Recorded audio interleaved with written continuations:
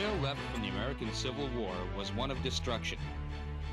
In much of the South, homes were burned, fields lay waste, and factories leveled. The Southerners regarded the 12 years after the war as the tragic era. For many, it was a time to start anew.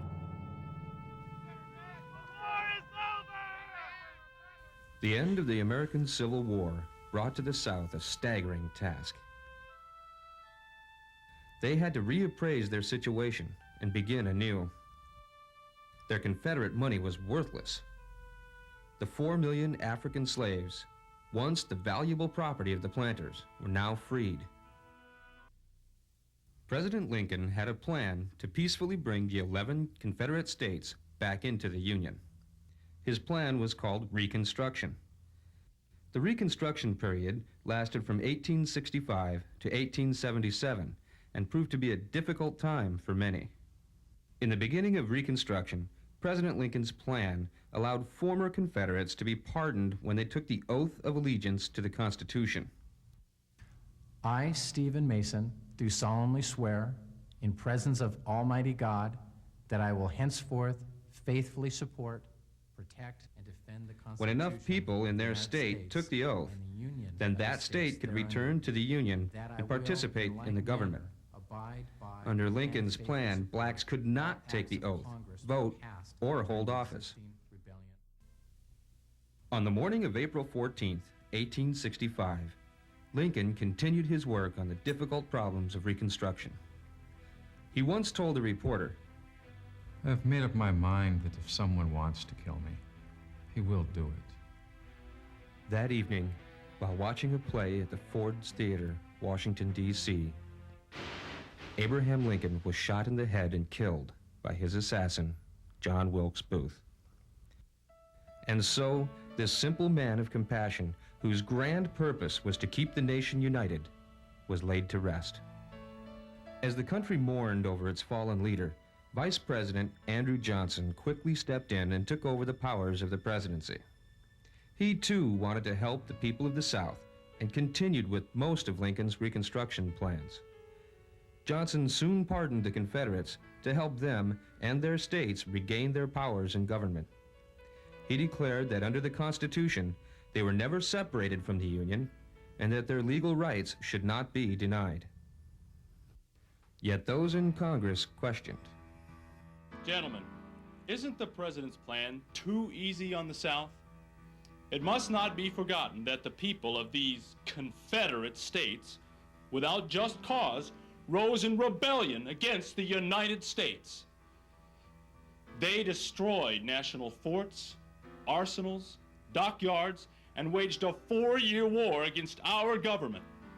And now, our illustrious President Johnson would let these former Confederates gain power once again in the South. Isn't this the ultimate treason? It is Congress who should have the power to reconstruct the South, not the President. Northerners' worst fears were that the former Confederates were attempting to bring back slavery. For example, many planters needed workers on their land. Often, blacks were offered the job to farm the planters' land in exchange for a small share of the harvested crop. This type of work was called sharecropping. Unfortunately, many planters often deceived the black workers and confined them to one plantation, much as slavery had done. In the South, from 1865 to 1866, laws called the Black Codes were made specifically to keep blacks from being free. Many communities required blacks to be off the streets by a specified hour. Other communities required special permission from their employer to enter a town. And often, blacks were not allowed to handle firearms or other weapons. The Black Codes passed by the Southerners convinced the radical Republicans in Congress that the Lincoln-Johnson plan did not help blacks. Congress challenged the president's policy and promoted their own Reconstruction laws. In 1865, the 13th Amendment to the Constitution was passed, prohibiting slavery in the United States. This was a primary benefit gained by the terrible price of the Civil War. In 1866, Congress passed the 14th Amendment, guaranteeing federal citizenship to blacks. This law declares that no state shall deprive any person of rights of life, liberty, or property without due process of law. Overall, the members of Congress believed that their Reconstruction plan, not the president's, could solve the problems of the South. Therefore, public agencies were formed and placed in the South so to eliminate the injustices toward blacks and poor whites. One particular agency, known as the Freedmen's Bureau, helped people from both races with education by setting up schools and hiring teachers from northern states. Regrettably, not all were in agreement of its cause.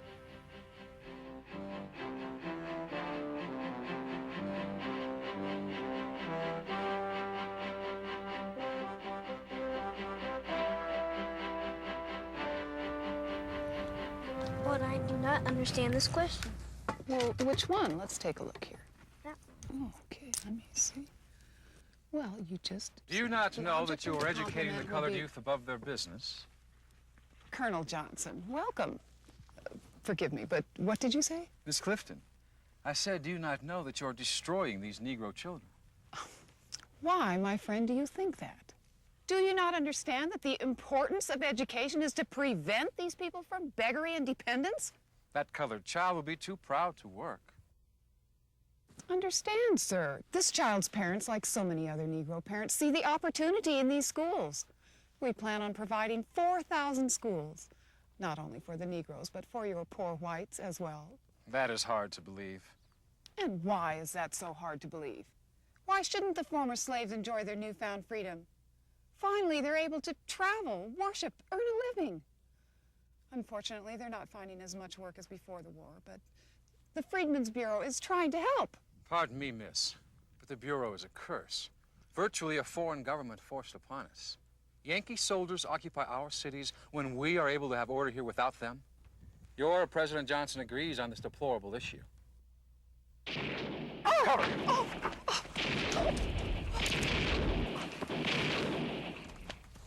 Leave, Yankee scum! You're interfering with our affairs, and we don't need your kind around here.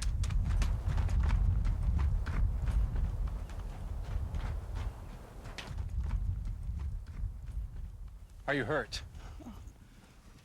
No, I'm obliged to you, sir. Are you okay? Are you all right? Wow. As you all know, I condemn those drunken and lawless vagabonds.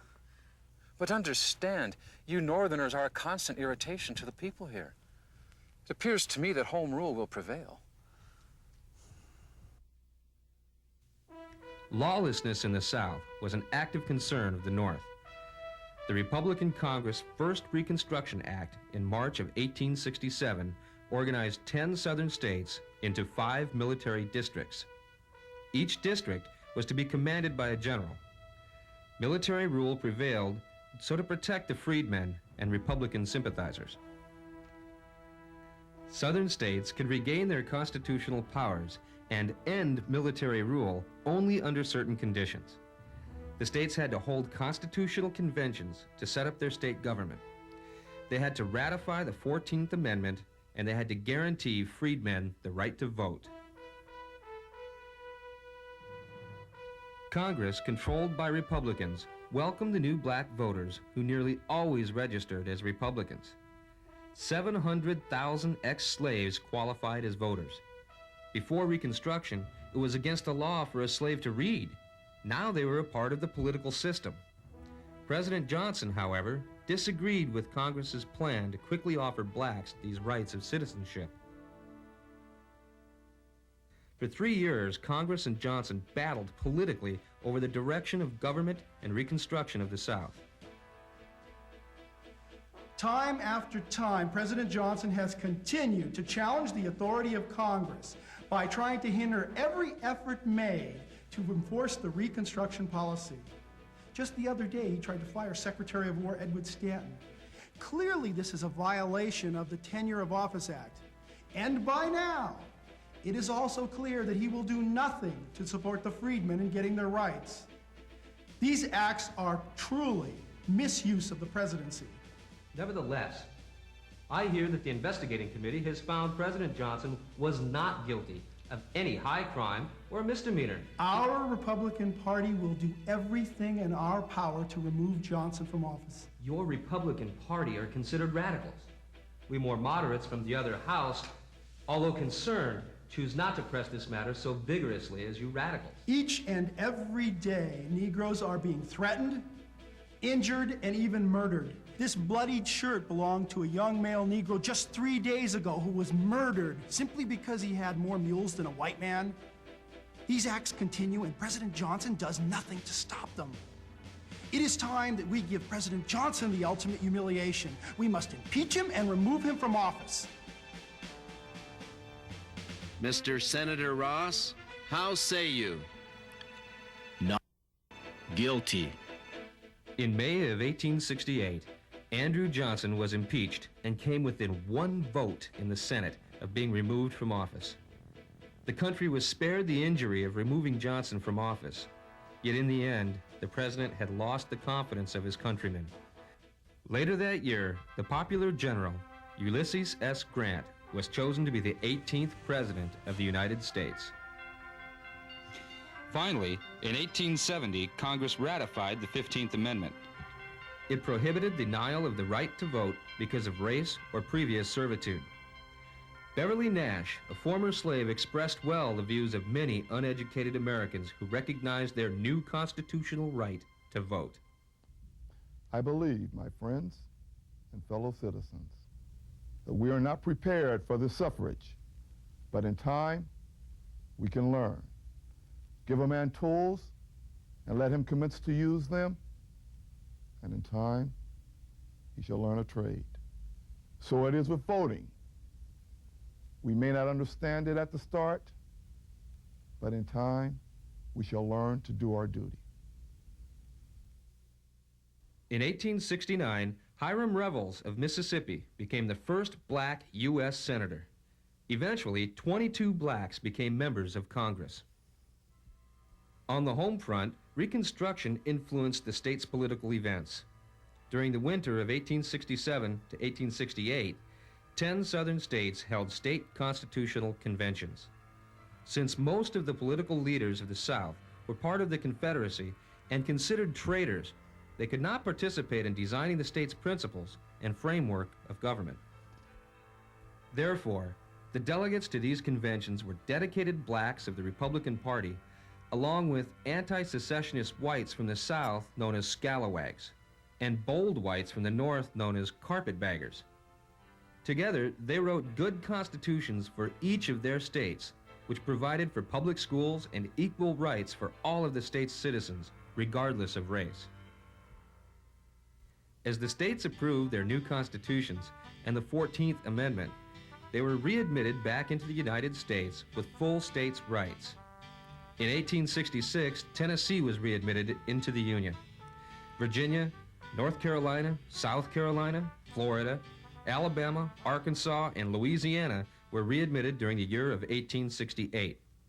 Georgia, Mississippi, and Texas were readmitted by 1870. During Reconstruction, there was not only political changes in the South, but changes in the economy as well. Cotton, tobacco, and sugar production slowly grew to quantities beyond expectations. Rising from ashes loomed up cotton mills, railroads, and iron foundries. As the New South showed itself as an economic opportunity, more and more Northerners arrived with their capital, as well as their lust for easy money.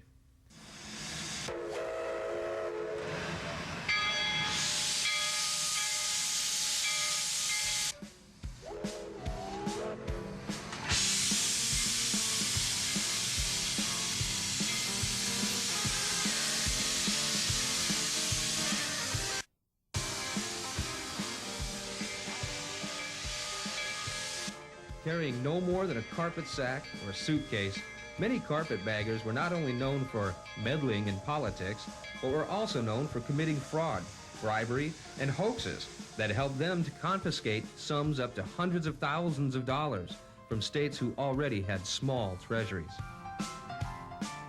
The state is desperate, Mr. Clark. The war has depleted our treasury sorely, and the state is in great need of making money. Governor, I'm very well informed on the South's poor condition. State legislature has issued over $1 million for railroad purposes. The Springfield Railroad line must provide transportation to and from our coal mines. Now, a good railway system is critical for us to get that coal to our market. Governor, that's just a small part of the whole picture. In addition, your state will reap a handsome tax revenue from increased profits at the mines, and you'll be putting thousands of citizens to work. With your re-election coming up, that's sure to mean more votes for you. What you need is my expertise in building a railway line that'll rival those in the best northern states. But can I be assured that you have the qualifications to complete this project? As president of the Catham Railroad, I have an impeccable reputation. In fact, I and several Wall Street brokers are expanding a railroad line at this very moment for the state of North Carolina. Have the state's assembly issue me the $1 million, and I will solve all of your problems.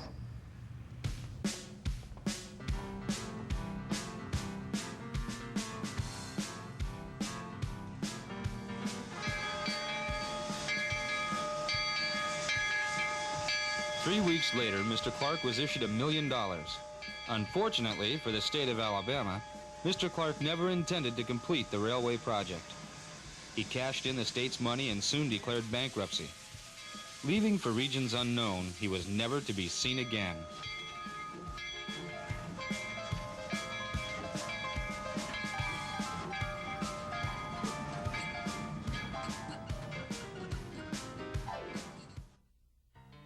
Not to let their home state be ruled by freedmen, scalawags, and carpetbaggers, many secret societies evolved to stop this progress of Reconstruction.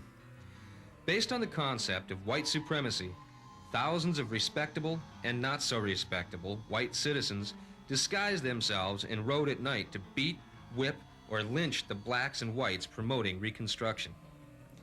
Defending themselves as peacekeepers, horrible violent crimes were committed by these groups known as Knights of the White Camellia, the White Brotherhood, or the Ku Klux Klan.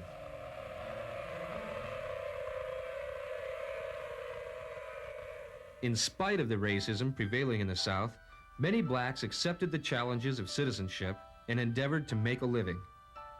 Many tried to find land offered by the Homestead Act. 40 acres and a mule were promised to us, but rarely delivered. Some properties in the South were given to us freedmen, but most of the land available was poor and no good. Eventually, some blacks sought the open frontier in the West, finding free land available to homesteaders. As the years of Reconstruction passed, the South became more determined to take control and to end Reconstruction. Blacks were intimidated to not vote. Federal troops grew weary to protect civil rights, and many Northerners lost interest in reforming their Southern neighbors.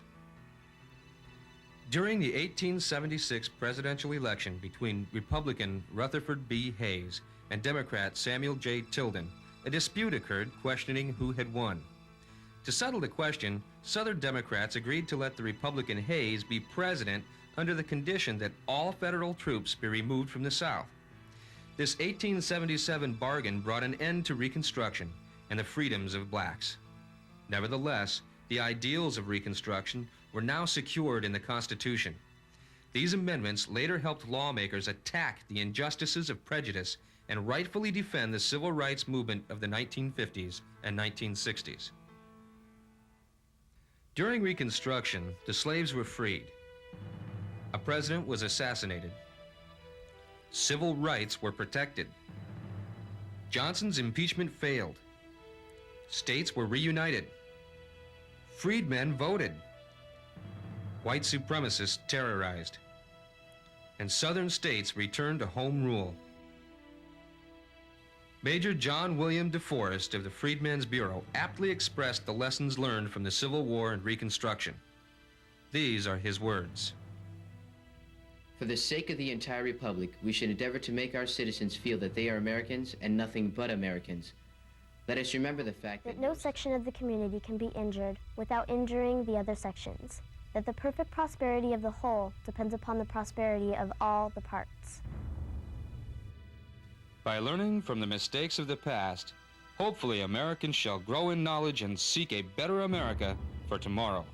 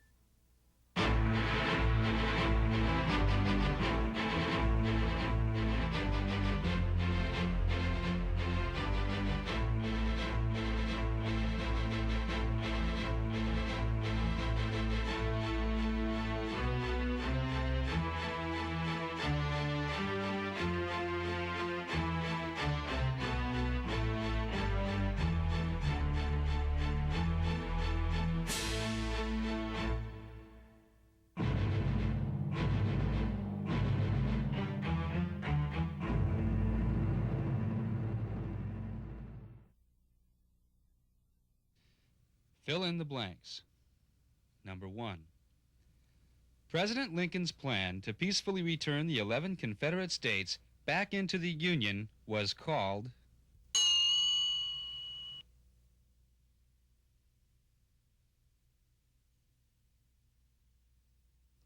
Number 2. Was a type of work often offered to blacks in the South.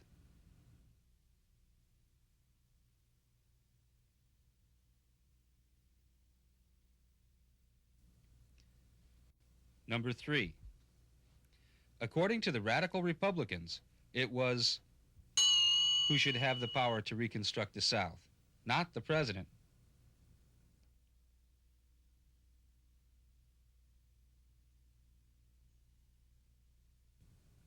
Number 4.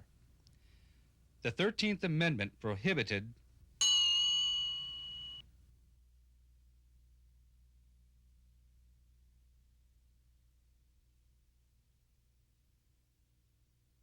Number 5. In 1866, the 14th Amendment guaranteed citizenship to...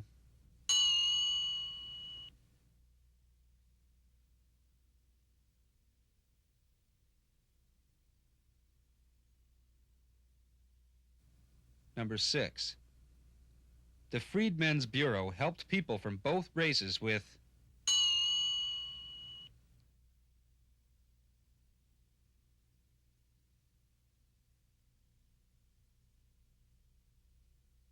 Number 7. 10 southern states were organized into 5 districts to protect the freedmen and Republican sympathizers.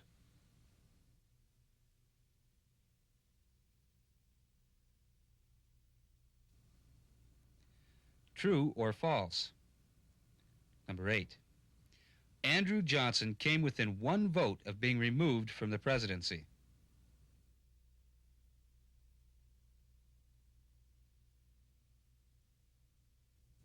Number 9. Many carpetbaggers came to the South for political and financial purposes.